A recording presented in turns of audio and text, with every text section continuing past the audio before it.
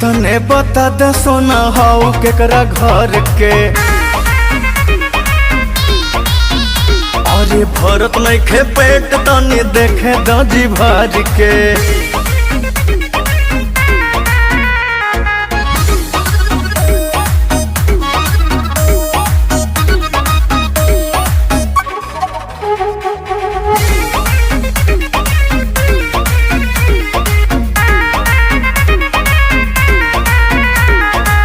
अखिया में बहुत गहराई बा, परियन से मिलत पर छाई बा।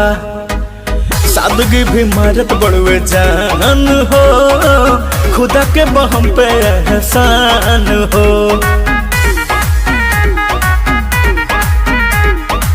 साझे सवेरे तू दूधे से लागे नहाते होइबू।